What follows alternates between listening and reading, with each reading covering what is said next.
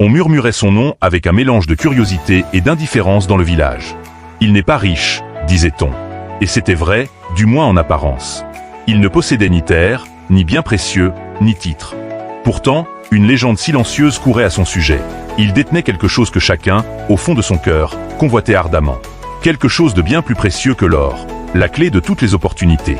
Et le plus étrange, le plus fascinant, c'est que cette clé ne quittait jamais ses mains ridées. Personne ne savait ce qu'elle était censée ouvrir.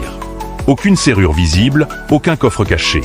Chaque matin, fidèle à un rituel ancestral, le vieillard s'asseyait sur un banc de bois patiné, au carrefour principal comme le ciel du matin, observait le flux incessant de la vie. Les gens passaient devant lui, absorbés par leurs tâches, pressés, soucieux, sans jamais le voir vraiment. La clé brillait, parfois, d'un éclat discret entre ses doigts, mais personne n'y prêtait attention. Jusqu'à ce jour. Un jeune homme, dont le regard trahissait une impatience et une soif de réussite nouvelle, s'arrêta brusquement devant le vieillard. Intrigué par cette présence immuable, il se pencha légèrement et osa. « Vieil homme, commença-t-il, la voix empreinte d'une pointe de défi, à quoi sert donc cette clé que vous tenez si fermement? Est-ce le secret d'une fortune ?» Le vieillard leva lentement les yeux. Un sourire énigmatique éclaira son visage marqué par le temps, un sourire qui semblait contenir des siècles de sagesse. Mais il ne répondit pas directement. Au lieu de cela, il posa une question, le ton doux mais d'une gravité inattendue. « Dis-moi, jeune homme, combien d'opportunités, éclatantes et prometteuses, as-tu laissé filer cette semaine, simplement par manque de préparation ?» Le jeune homme, d'abord perplexe, resta figé. Ses pensées s'entrechoquaient. L'occasion ratée de ce commerce, ce projet qui n'avait jamais abouti, cette conversation importante pour laquelle il n'avait pas les bons mots. La vérité le frappa comme un coup de tonnerre silencieux. Le vieillard serra la clé dans sa main, d'un geste lent et délibéré, avant de prononcer enfin les mots tant attendus. « Cette clé, mon enfant, n'ouvre aucune porte de bois ou de fer. Elle ouvre bien plus. Elle ouvre l'esprit de celui qui est prêt. » Il expliqua, d'une voix calme mais résonnante, que chaque opportunité est un vent favorable qui passe devant nous. Un vent fugace, souvent imperceptible. Mais seules les personnes organisées, avec une discipline d'acier, celles qui se sont préparées avec acharnement, ont la véritable clé pour non seulement le sentir, mais aussi l'attraper, l'exploiter et le transformer en succès. Son astuce était simple, mais radicale. La pratique de la préparation active. Chaque semaine, choisis une compétence rentable, une seule.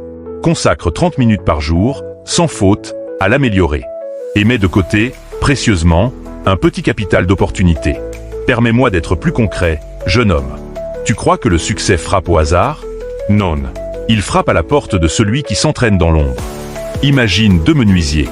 Le premier attend les grosses commandes, puis se précipite pour apprendre les nouvelles techniques de taille. Il est toujours en retard. L'opportunité passe. Le client choisit l'autre. Le second, lui, consacre ses 30 minutes quotidiennes à maîtriser un type de jointure que personne n'utilise encore ici. Il construit son capital de compétences. Le jour où une commande exige exactement cette technique rare, qui l'obtient? Celui qui a la clé. C'est la même chose avec le capital d'opportunité. Tu vois le marché du village? Une petite parcelle s'est libérée la semaine dernière. Elle était idéale pour un commerce. La personne qui l'a saisie avait ce qu'il faut. Non seulement les connaissances, mais aussi ce petit capital d'opportunité mis de côté. Juste assez pour le premier acompte sans devoir supplier la banque. Tous les autres ont dit « Ah, si seulement j'avais eu l'argent ». Mais la chance n'est pas venue à eux. Ils ont laissé la clé rouillée en n'épargnant rien. La préparation active, c'est lier l'intention, la compétence, à la ressource, le capital, pour que lorsque l'opportunité arrive, tu sois la seule option viable. C'est créer sa propre chance. Ainsi, conclut le vieillard, son regard perçant celui du jeune homme, quand la chance frappera enfin à ta porte, et elle frappera, tu n'auras plus à improviser dans la panique. Tu seras prêt. Tu ouvriras grand la voie. Souviens-toi, les opportunités n'attendent pas qu'on les comprenne. Elles attendent, avec une patience cruelle, qu'on soit préparé. Elles ne sont pas un don, elles sont un test de ta préparation. Le jeune homme, transformé, hocha la tête, un nouvel éclat dans les yeux. La leçon était claire. Certaines histoires, murmura le vieillard en se levant, son ombre s'allongeant avec le soleil déclinant, parlent d'argent, d'autres parlent de décision. Les prochaines feront les deux.